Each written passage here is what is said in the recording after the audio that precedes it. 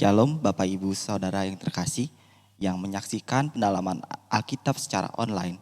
Kita bersyukur dapat kembali berkumpul untuk merenungkan firman Tuhan. Dan sebelum kita mendengarkan dan membacakan pemaparan firman, mari kita bersatu di dalam doa. Bapa Surgawi, kami mengucap syukur atas penyertaan-Mu hingga hari ini. Kami dapat kembali merenungkan firman-Mu dan kami dapat kembali belajar tentang kisah-Mu untuk naik ke sorga, tentang kisah narasi-Mu sepanjang Alkitab yang kami pelajari pada hari ini. Sekiranya kami dapat menangkap dan kami dapat mengerti apa yang akan kami pelajari nanti. Terima kasih ya Bapak, kami telah berdoa dan mengucap syukur di dalam nama Yesus. Amin. Pembelajaran hari ini melanjutkan pendalaman yang kemarin, yaitu dari Lukas 24 ayat 36 sampai 53. Saya akan membacakannya untuk kita semua. Yesus menampakkan diri kepada semua murid. Dan sementara mereka bercakap-cakap tentang hal-hal itu, Yesus tiba-tiba berdiri di tengah-tengah mereka dan berkata kepada mereka, "Damai sejahtera bagi kamu." Mereka terkejut dan takut dan menyangka bahwa mereka melihat hantu. Akan tetapi ia berkata kepada mereka, "Mengapa kamu terkejut? Dan apa sebabnya timbul keraguan-raguan di dalam hati kamu? Lihatlah tanganku dan kakiku. Aku sendirilah ini. Rabalah aku dan lihatlah, karena hantu tidak ada daging dan tulangnya, seperti yang kamu lihat ada padaku." Sambil berkata demikian, ia memperlihatkan tangan dan kakinya kepada mereka. Dan ketika mereka belum percaya karena girangnya dan masih heran, berkatalah ia kepada mereka, "Adakah padamu makanan di sini?" Lalu mereka memberikan kepadanya sepotong ikan goreng. Ia mengambilnya dan memakannya di depan mata mereka. Ia berkata kepada mereka, "Inilah perkataanku yang telah kukatakan kepadamu ketika aku masih bersama-sama dengan kamu, yakni bahwa harus digenapi semua yang ada tertulis tentang aku dalam kitab Taurat Musa dan kitab Nabi-Nabi dan kitab Mazmur." Lalu ia membuka pikiran mereka sehingga mereka mengerti kitab suci. Katanya kepada mereka, "Ada tertulis demikian, Mesias harus menderita dan bangkit dari antara orang mati pada hari yang ketiga. Dan lagi dalam namanya berita tentang pertobatan dan pengampunan dosa harus disampaikan kepada segala bangsa, mulai dari Yerusalem. Kamu adalah saksi dari semuanya ini, dan aku akan mengirim kepadamu apa yang dijanjikan Bapakku. Tetapi kamu harus tinggal di dalam kota ini sampai kamu diperlengkapi dengan kekuasaan dari tempat tinggi." Lalu Yesus membawa mereka keluar kota sampai dekat Betania. Di situ ia mengangkat tangannya dan memberkati mereka. Dan ketika ia sedang memberkati mereka, ia berpisah dari mereka dan terangkat ke surga. Mereka sujud menyembah kepadanya, lalu mereka pulang ke Yerusalem dengan sangat bersukacita. Mereka senantiasa berada di dalam bait Allah dan memuliakan Allah. Demikianlah jauh pembacaan firman Tuhan kita pada hari ini. Pada bagian ini kita melanjutkan pembelajaran kita di mana perikop ini mengungkapkan perintah Tuhan kepada murid untuk pergi memberitakan Injil ke segala bangsa. Kemudian dilanjutkan dengan keikutsertaan Yesus di dalam perjamuan dan undangannya kepada murid untuk menyentuhnya. Bahwa kemunculannya ini bukanlah sebuah penampakan. Ia ini bukanlah hantu.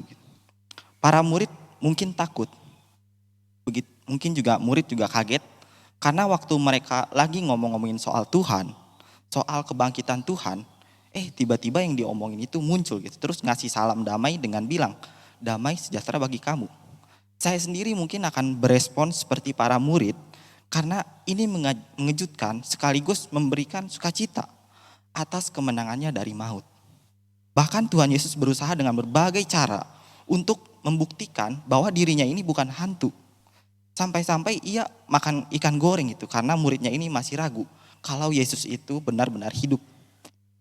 Murid-murid saja yang melihat fisiknya secara nyata, secara langsung, masih punya keraguan. Mereka sudah pegang tangan yang bekas paku, terus juga mereka udah lihat Tuhan makan ikan goreng, tapi mereka ini masih sulit untuk percaya. Nah, bagaimana dengan kita yang sama sekali nggak ngelihat bentukannya Tuhan Yesus itu kayak gimana? Apakah kita ini cuma percaya sama asumsi dan opini orang lain? Apakah kita layak untuk mempercayai tradisi yang sudah ada sejak lama ini? Tentu adalah suatu hal yang wajar kalau kita itu ragu. Karena murid-murid pun yang terus-menerus bersama Tuhan Yesus masih memiliki keraguan walaupun sudah melihat beberapa bukti. Masih susah percaya gitu mereka itu. Apalagi kita yang nggak ngelihat sama sekali bentukannya Tuhan itu kayak gimana waktu selama di bumi ini. Karena kalau kita memiliki sikap ragu, itu artinya kita mengetahui ada suatu hal yang pasti di balik keraguan kita itu. Sehingga ada sebuah moto yang mengatakan faith seeking understanding.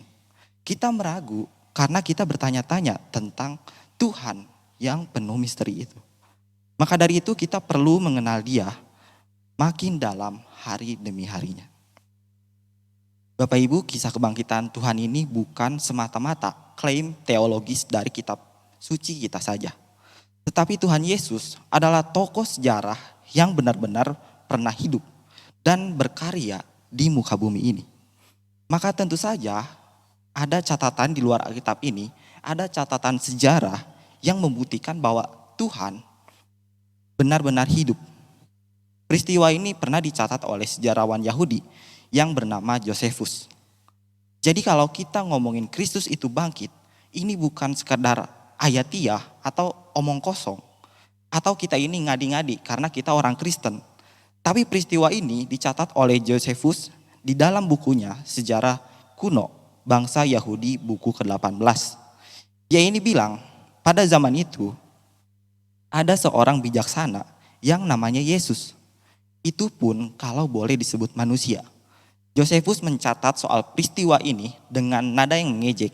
Karena kekristenan memiliki keyakinan bahwa Kristus itu duinatur, yaitu Allah sejati dan manusia sejati. Tapi ironinya masih banyak orang yang terguncang imannya. Karena mungkin sekarang ini di YouTube banyak sekali video yang menyerang tentang kekristenan. Argumen yang biasanya saya temui itu biasanya bilang kalau salib itu, yang disalib itu bukan Yesus yang beneran. Itu Yudas yang wajahnya diserupakan dengan Yesus. Waktu dulu saya masih SMP, saya sendiri pernah terguncang waktu mendengar statement ini. Karena apa? Karena saya minim literasi, karena saya jarang membaca. Saya juga kurang referensi. Dan inilah yang menjadi salah satu penyebab iman saya mudah tergoncang. Pada waktu itu saya kurang literasi dan kurang referensi. Dan kemudian kita akan belajar tentang kenaikan Tuhan Yesus ke surga dan penantian kedatangannya yang kedua kali. Saya pernah berpikir kalau kita mengaku sebagai orang Kristen, kita ini sebetulnya termasuk kumpulan orang-orang aneh dan orang-orang bodoh di mata dunia ini. Kenapa demikian?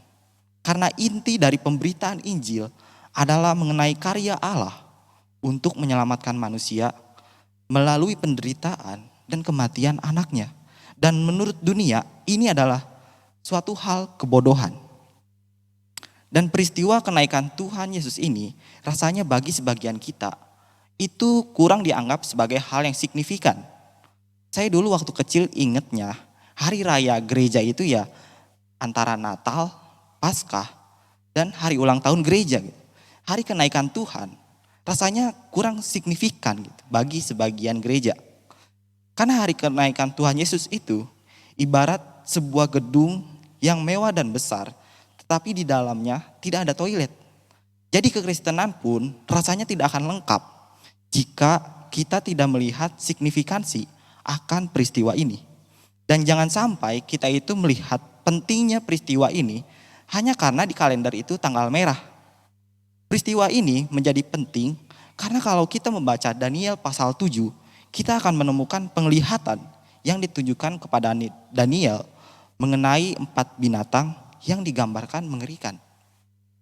Binatang-binatang ini menggambarkan raja-raja yang memerintah pada zaman itu, yaitu Raja Babel, Media Persia, Yunani, dan yang keempat adalah Raja atau Kaisar Roma.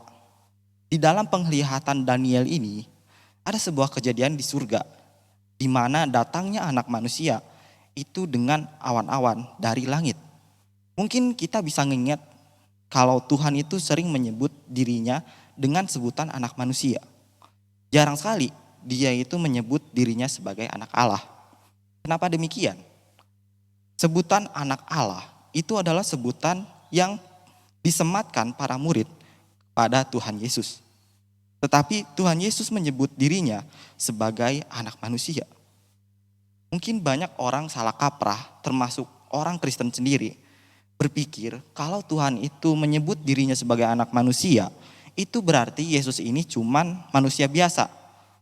Padahal 2000 tahun yang lalu, orang-orang memahami sebutan anak manusia itu merupakan penggenapan dari Daniel pasal 7 ayat 13 tadi. Dan seharusnya bagi kita pun kejadian ini sesuatu yang ajaib, sesuatu yang menakjubkan dan sesuatu yang keren gitu.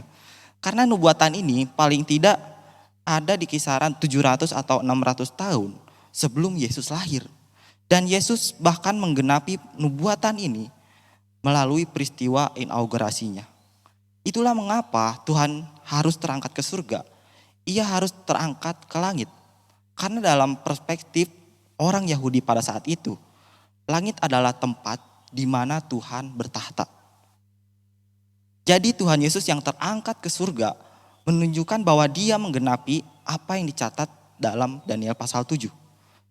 Dan itulah mengapa dikatakan di Lukas 24 ayat 48 bahwa kamu adalah saksi dari semuanya ini.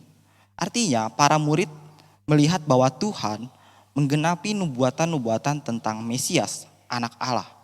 Dan ketika ia terangkat ke surga, ini adalah momen pelantikannya sebagai raja untuk memerintah seluruh alam semesta. Atau inilah yang disebut dengan proses inaugurasi. Tuhan yang naik ke surga, yang berdaulat atas alam semesta ini, itu berarti ia juga yang menjadi Tuhan dan berdaulat atas semua aspek hidup kita. Kalau dia adalah Tuhan yang pernah menghardik kepada angin ribut di danau Tiberias, diam tenanglah. Maka dia adalah Tuhan yang sama, yang sanggup untuk mengatakan diam dan tenanglah terhadap apapun yang sedang kita hadapi. Peristiwa Tuhan Yesus naik ke sorga ini jaraknya 40 hari setelah kebangkitannya. Di mana dia ini terus berulang-ulang bertemu dengan murid-muridnya untuk melengkapi, mempersiapkan mereka sebelum mereka ini diutus untuk memberitakan Injil. Berita sukacita yang aneh dan dahsyat ini ke seluruh dunia. Oleh karena hanya di dalam nama Yesus Kristus yang ajaib inilah manusia akan diselamatkan. Maka Tuhan mengatakan kepada mereka, kalau mereka harus dipersiapkan dengan kuasa dari surga. Oleh sebab itu, dia mengatakan akan lebih baik kalau aku meninggalkan kamu, supaya sang penolong yaitu Roh Kudus yang akan diam di dalam kamu, dia akan menolong kamu. Jadi saat kita membaca tentang kisah kenaikannya ke surga, apa sih sebetulnya yang Tuhan pengen kita ngerti dan kita percayai? Oleh karena memang secara kejadian realnya, secara fenomenanya, murid-murid barangkali bisa melihat Tuhan itu dari awal sampai akhir naik ke surga pelan-pelan. Maka dari itu kita akan sulit melihat benang merahnya dari kelahiran Tuhan sampai dengan kenaikannya tersebut. Nah, para murid adalah saksi yang melihat atas apa yang terjadi dengan Tuhan Yesus. Mereka berproses dari ketidaktahuan mereka akan Injil dan pribadi Yesus hingga mereka itu sampai kepada suatu kesimpulan Yesus itu Tuhan. Dan kesimpulan inilah yang menjadi puncak pada kenaikan Tuhan Yesus. Tapi apa kabar dengan kita di mana kita tumbuh besar dalam tradisi kekristenan dan kita hanya melihat sepotong demi sepotong.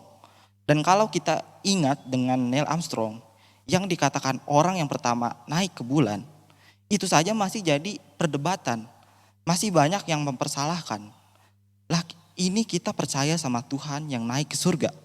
Apakah itu layak dipercaya?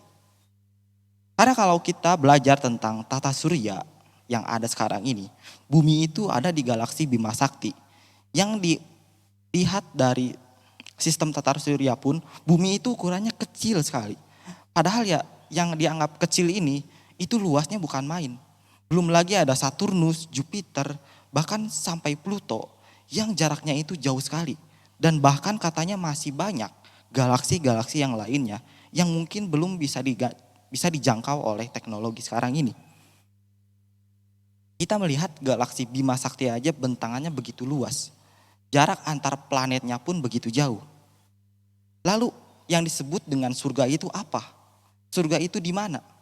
Kita akan kebingungan kalau kita ini cuma melihat dari fenomena seperti ini.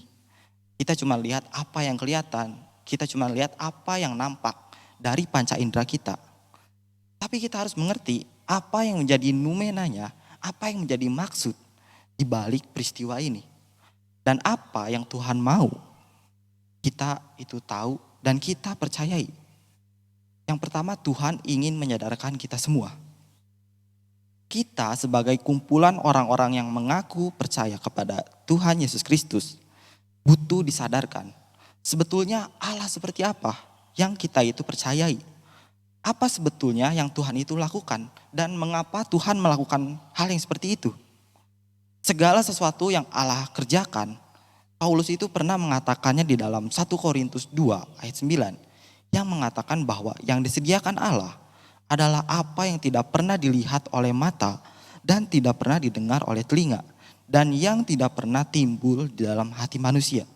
Ini menandakan sesuatu yang Allah yang kerjakan itu completely beyond. Adanya itu di seberang sana. Dan itu merupakan sesuatu yang incomprehensible. Yang akal manusia itu tidak akan pernah selesai untuk bisa memahaminya. Segala sesuatu yang tidak kita pahami, segala misteri yang tidak mampu ditampung oleh pikiran kita yang terbatas ini. Tetapi pada saat yang sama, Tuhan mengatakan di dalam doanya kepada Bapa di Yohanes 17, supaya mereka ini mengenal Engkau satu-satunya Allah dan siapa yang telah Engkau utus, yaitu Yesus Kristus. Supaya barang siapa yang percaya kepadanya beroleh keselamatan. Jadi apa sih itu? Percaya kepada Yesus. Kita percaya kepada segala sesuatu yang Tuhan Yesus lakukan. Kita tidak bisa mengatakan percaya kepada Tuhan Yesus kalau kita sendiri tidak peduli mengenai Dia yang mati, kemudian Dia yang bangkit, dan Dia yang naik ke surga di hadapan mata para muridnya. Karena tidak mungkin kalau kita itu mengaku percaya kepada Tuhan, tetapi Tuhan Yesus sendiri di Matius 7 malah mengatakan, aku tidak mengenal kamu. Sehingga ini menjadi peringatan bagi kita semua, apakah saya ini termasuk orang yang percaya kepada Tuhan yang ajaib ini. Kalau kita saja gak peduli tentang apa yang Tuhan Yesus lakukan, kita gak pernah mikir, kita gak pernah pengen tahu kenapa Dia naik ke surga. Apakah benar kita ini percaya kepadanya? Karena oleh hanya percaya akan segala hal yang Tuhan Yesus lakukan, kita dapat beroleh keselamatan. Sama seperti halnya kita percaya kepada Presiden Jokowi sebagai presiden negara kita. Mungkin dari mulut kita memang kita itu mengaku kalau dia presiden. Tapi waktu dia ngambil kebijakan, waktu dia belusukan-belusukan ke daerah, kita itu gak mau peduli. Atau bahkan kita gak percaya sama yang dia lakuin. Dan kita ini jadinya asing sama Jokowi. Kita gak percaya kalau dia itu presiden.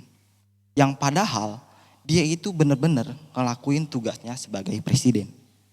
Jadi kita harus mengenal dan mengerti apa sih yang sebetulnya Tuhan itu ingin kita mengerti. Minimal kita punya kegelisahan tentang hal tersebut. Karena kalau kita melihat fenomena di zaman sekarang ini, ada orang-orang yang sama sekali ke gereja itu gak peduli gitu tentang kekristenan. Mungkin ke gereja itu cuman buat store muka. Karena orang Kristen itu gak afdol kalau gak pergi ke gereja di hari Minggu. Dan ada juga orang-orang yang ke gereja itu digerakkan oleh rasa suka atau oleh rasa penasaran. Entah itu sama gedungnya, entah itu sama suasana, entah itu sama musik. Tapi dia itu sama sekali gak peduli tentang Tuhan. Waktu lagi ikutin ibadah atau lagi dengerin khotbah pun, mungkin dia ini cuma sibuk sama HP-nya. Mungkin dia baca berita dan lain sebagainya. Ada juga di antara kita yang ke gereja itu tujuannya hanya untuk mencari berkat. Hanya untuk mencari kebutuhan fisik, materi. Yang intinya itu cari kebutuhan pribadi. Atau mungkin ada juga di antara kita yang rajin ke gereja, yang kelihatannya itu rajin mencatat khotbah dan kelihatan antusias waktu ngehafalin khotbah. Tapi sebetulnya orang ini tidak peduli, orang ini gak mau kenal sama Tuhan secara personal. Ketika ditanya kenapa harus percaya sama Tuhan, bahwa ia adalah satu-satunya jalan keselamatan, mungkin jawabannya hanya berdasarkan apa yang dicatat. Berdasarkan apa kata pendetanya, apa yang dikatakan oleh pengkhotbah. Tetapi ia tidak memiliki alasan kenapa ia harus percaya dan kenapa ia harus memiliki relasi yang personal dengan Tuhan. Jadi minimal perlu adanya keinginan, perlu adanya kegelisahan untuk mengenal dia secara pribadi. Maka Roh Kudus akan menolong kita semua untuk lebih mengenalnya secara mendalam. Dan sekarang kita fokus kepada naikannya yang ke surga. Rasul Paulus mengatakan di 1 Korintus 13 ayat 12. Ia mengatakan kalau kita melihat gambaran yang samar-samar, tetapi nanti kita akan melihat muka dengan muka. Mungkin pengenalan kita akan Tuhan sekarang ini hanya tertulis di dalam Alkitab. Tapi itu pun rasanya masih seperti puzzle yang perlu kita koleksi satu persatu bagiannya. Dan dengan pertolongan Roh Kudus kita akan ditolong supaya gambaran itu mendekati seperti gambaran utuhnya. Tapi tetap saja walaupun kita mungkin bisa koleksi gambaran Tuhan itu satu persatu, kita masih sulit mengerti tentang Tuhan yang penuh misteri itu. Dan proses seperti inilah proses perjalanan yang tidak ada ujungnya. Tapi kita percaya suatu hari nanti kelak kita akan betul-betul mengenalnya. Kita bertatapan muka dengan muka. Jadi kenapa sih ada bagian seperti ini? Di dalam beberapa kitab seperti Mazmur 68, Efesus 4, Kisah Para Rasul 1, diulang-ulang mengenai dia yang naik ke tempat yang maha tinggi. Oleh sebab itu kita masuk ke poin yang kedua. Kenapa kita perlu memikirkan kenaikannya ke surga? Jawabannya jelas supaya kita itu sadar karena surga itu real. Tuhan sendiri yang mengatakan di rumah Bapakku ada banyak tempat. Aku akan pergi untuk menyediakan tempat bagimu. Di dalam doa Bapa kami pun kita mengatakan datanglah kerajaanmu. Maka inilah yang seharusnya menjadi kerinduan. Kita menginginkan dan kita mengharapkan itu. Kenapa mesti ke surga? Karena surga adalah puncak kombinasi dari segala karya Allah, dari mulai penciptaan manusia hingga menyelamatkan kita semua. Supaya kita berdiam di dalam kekekalan surga bersama Allah. Karena sesuatu yang indah sekalipun yang ada di dunia ini, itu hanya bayang-bayang yang sementara. Sehingga Rasul Yohanes pun bingung, apa yang terindah yang pernah dilihatnya dengan mata, semuanya itu incomparable. Maka akan jadi aneh kalau kita ini lebih cinta dunia dibandingkan surga. Di mana dunia ini penuh dengan kesengsaraan, penderitaan, kebencian. Dan dunia ini dikuasai oleh dosa dan iblis. Dunia ini membenci kita. Karena sejatinya kita ini adalah warga kerajaan Allah. Maka akan aneh sekali kalau ada di antara kita yang tidak menginginkan surga. Karena segala kemuliaan, segala sukacita, tidak ada air mata, tidak ada sakit penyakit lagi. Maka dari itu, ia naik ke surga untuk menyediakan tempat bagi kita semua. Sehingga kita itu seharusnya merindukan akan hal ini. Tapi ini baru salah satu aspek dari surga. Pada saat kita berpikir mengenai surga, kita akan tahu bahwa sebetulnya kita itu hidup dalam dunia yang penuh dengan kepentingan yang relatif. Semua jenis pekerjaan yang sedang kita kerjakan itu, value-nya itu relatif. Lalu disebutkan Allah itu memberikan pekerjaan untuk manusia. Itu ditujukan untuk melelahkan manusia yang tercatat di dalam pengkhotbah. Pekerjaan itu mengisi waktu kita di tengah hal-hal yang relatif tadi. Tapi Allah menyediakan nilai yang kekal, walaupun manusia tidak bisa memahaminya. Oleh karena hanya orang percaya yang akan beroleh hidup kekal. Sehingga dalam pekerjaan apa saja, apapun yang kita kerjakan, kita harus bisa melihat nilai kekekalannya itu di mana. Dan seharusnya kita mulai menginginkan dan menggenapi hal itu. Karena jika tidak, itu semua hanya kefanaan yang tidak ada gunanya. Kita mungkin kerja buat kumpulin uang, kita nikmatin hidup. Dan andai kata kita punya 1 triliun atas kerjaan kita ini. Apa nilai kekekalan yang bisa digapai dari uang yang banyak ini? Kita hanya menjadi steward, kita hanya menjadi pelayan Tuhan yang dipercayakan. Yang kita perlukan hanyalah menggapai nilai kekekalan itu. Hanya anak-anak Tuhan yang bisa, karena anak dunia akan sulit mengerti. Kita perlu terus tanya kepada Roh Kudus supaya kita bisa menghadirkan nilai kekekalan di tengah segala kesibukan kita, di tengah segala pekerjaan kita sehari-hari. Inilah arti di mana Tuhan naik ke surga. Saat kita memikirkan surga, kita akan sadar bahwa hidup ini fana. Hidup ini cuma sementara. Di Matius 22, orang Saduki itu bertanya kepada Tuhan. Ada seorang wanita yang suaminya itu meninggal, tetapi sesuai dengan hukum Allah, perempuan itu boleh menikah lagi. Tapi kemudian suaminya ini meninggal lagi, sampai dengan 7 suami. Lalu dia tanya, di surga nanti suaminya itu yang mana? Jawaban Yesus apa? Kamu sesat. Di surga orang tidak kawin dan orang tidak dikawinkan. Dan mungkin dari sini kita melihat, kita menduga tidak ada relasi suami istri di surga nanti. Dan juga kalau kita dengar pemberkatan nikah dimanapun itu, kita hanya dengar sampai dengan maut memisahkan. Sehingga waktu kita nanti di surga, mungkin saya akan bertemu dengan orang tua saya, teman-teman saya, ataupun dengan saudara sekalian. Tapi apakah saya masih mengingat atau masih kenal dengan semuanya itu?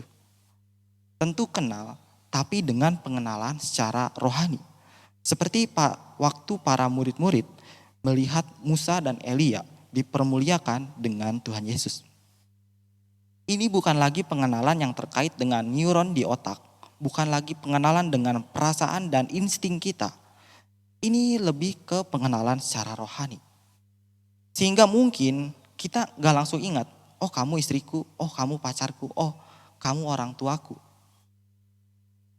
Lalu mungkin kita tuh punya keinginan tertentu, terus kita nanti ngajak serumah atau sekamar. Saya rasa hal-hal seperti itu di sana nanti tidak diperlukan lagi. Karena surga adalah tempat kesempurnaan. Kita tidak lagi membutuhkan hal-hal yang seperti itu. Kalau mungkin saat ini kita di bumi masih merasakan cinta dan kenikmatan mungkin hubungan suami istri ataupun hubungan orang tua dan anak ataupun mungkin yang lainnya. Allah yang sama, Allah yang tidak terbatas akan memberikan kenikmatan yang tidak bergantung pada syarat-syarat seperti di dunia ini. Sehingga saya pikir kita seharusnya merindukan surga karena memang itulah yang disediakan bagi kita sebagai orang yang percaya. Dan yang terakhir, kenapa kita menantikan kedatangan Tuhan Yesus yang kedua kali? Untuk 2 poin yang tadi mungkin kita tidak punya persiapan untuk memahaminya. Dia pergi menyediakan tempat bagi kita semua. Dan dia nanti akan datang kembali. Tapi yang menjadi persoalan soal dia yang datang kembali itu. Kita gak tahu pasti kapan ia akan datang. Sewaktu Tuhan masih ada di bumi, murid-murid pun berkali-kali bertanya. Dan bahkan Tuhan mengatakan malaikat surga pun tidak ada yang tahu akan akan kedatangannya yang kedua kali ini. Saya percaya Tuhan itu tidak sedang bohong, tetapi dia berbicara seperti itu di dalam keutuhannya sebagai manusia. Makanya dia mengatakan itu. Namun dia mengingatkan bahwa dia akan datang seperti pencuri. Yang kedatangannya itu gak pernah diduga-duga. Dan kalau dia datang, terus dia ngapain? Nah, inilah yang menakutkan dari kedatangan yang kedua kali ini. Sebelum pertama kali dia menyiapkan surga sebagai orang percaya, kita semua perlu tahu apakah kita semua termasuk orang yang disebut dengan orang percaya. Dan ketika nanti ia datang, ia akan datang sebagai hakim. Bahkan setiap kata yang keluar dari mulut kita ini tercatat di dalam buku yang ada di surga. Entah itu sumpah serapah atau itu kata-kata kemarahan, entah itu kata-kata kotor yang keluar dari mulut kita. Kita tidak bisa lagi menghindar oleh karena semuanya itu dicatat di dalam buku yang dikatakan oleh Alkitab. Nanti di hadapan banyak orang, jikalau di pengadilan duniawi ini aja begitu memalukannya, nanti kita di hadapan Tuhan Yesus, kita semua gak bisa lari. Kita akan merasakan malu yang luar biasa. Kita akan menyesali apa yang sudah kita lakukan. Petrus itu sampai mengatakan, jikalau di dalam rumah Allah kita diadili lebih dahulu, akan banyak di antara kita yang belum tentu diselamatkan. Apalagi orang di luar Kristus. Kita jangan menganggap enteng seolah-olah di pikiran kita ini sudah percaya kepada Kristus. Mungkin kita pikir kita pasti masuk ke surga. Kita pasti aman. Yesus yang aku percaya udah menjanjikan itu. Dan nanti waktu kedatangannya sebagai hakim, siapa yang sebetulnya menjadi kelompok kambing dan yang menjadi kelompok domba. Kita mesti takut di dalam penantian ini. Kita jangan hidup seenaknya. Kita mesti tahu, sekalipun kita nggak tahu Tuhan itu kapan datangnya yang kedua kali nanti. Karena kalau kita melihat murid-murid Yesus bahkan Paulus, mereka itu salah mengerti. Mereka pikir Tuhan itu bakal datang secepat-cepatnya. Maka murid-murid dan jemaat mula-mula itu kerjaannya kebaktian setiap hari. Mereka menjual tanah, mereka ngejual rumah juga. Karena mereka ini salah mengerti. Tapi Tuhan mengizinkan hal itu terjadi. Tuhan mengerti akan kelemahan manusia. Karena itu membuat mereka menjadi satu tubuh. Mereka jadi belajar saling mengasihi. Mereka jadi saling mendoakan. Supaya fondasi iman dari gereja ini benar-benar terbentuk. Paulus pun dalam 1 Korintus 7, dia salah mengerti. Dia mengatakan kalau dia itu pengen semua orang seperti dia. Yaitu untuk tidak kawin supaya mungkin fokus kepada Allah saja. Oleh karena di dalam pikiran Paulus, Tuhan akan segera datang. Maka dia mau semua orang sepertinya. Tentu kita tidak akan meresponsnya seperti itu. Tapi kita mesti tahu bahwa dia akan datang pertama kali sebagai hakim. Baru dia akan mengangkat tawanan seperti yang dikatakan di dalam Efesus 4. Karena di dalam peperangan rohani kita ini adalah tawanan dosa. Dan bagi mereka yang sudah dibebaskan, Tuhan akan membawanya naik ke surga. Bahkan mereka yang masih hidup, Tuhan pun akan mengangkat mereka. Orang percaya yang hidup di dalam kekudusannya, yang hidup dengan membenci dosa, yang ingin sekali menyenangkan hati Tuhan, akan bertemu dengan Tuhan Yesus di awan-awan sana. Jadi ketika kita berbicara mengenai Tuhan yang naik ke surga, ini berbicara mengenai esensi iman atas apa yang Allah telah lakukan. Yang harusnya kita semua hargai dan kita percayai. Kita tidak bisa mengabaikan dan kita tidak bisa menganggap remeh makna dari peristiwa ini. Oleh karena jika Tuhan bangkit tetapi ia tidak naik ke surga, tidak ada kedatangan Roh Kudus dan tidak ada surga yang disediakan bagi kita semua. Dan sekali lagi kita perlu ingat, dunia akan menganggap kita sebagai orang percaya ini adalah sekumpulan orang-orang bodoh dan aneh. Namun kita harus tetap mensyukuri bahwa kita bisa percaya dan kita sedang belajar untuk menghargai semua yang Tuhan Yesus telah lakukan. Kita perlu adjust, kita perlu menyesuaikan dengan keadaan hidupnya seperti ini. Karena kita adalah anak-anak Tuhan. Kiranya Tuhan dipermuliakan. Mari kita berdoa. Bapa Surgawi, kami mengucap syukur atas apa yang telah Engkau lakukan. Sekiranya kami dapat dimampukan untuk menghargai dan untuk mempercayai atas semua hal yang telah Engkau lakukan. Sehingga kami dapat mengenal Engkau secara lebih mendalam lagi, dan hari demi harinya kami dapat terus semakin mendalam, semakin kenal, dan semakin intim untuk menjalin relasi dengan Engkau. Sehingga kami ini tidak hanya dipenuhi oleh pengetahuan-pengetahuan, oleh knowledge ataupun teori, tetapi kami betul-betul mengenal Engkau secara intim, mengenal secara personal. Terima kasih ya Bapak. Kami telah berdoa dan mengucap syukur di dalam nama Yesus. Amin. Tuhan memberkati.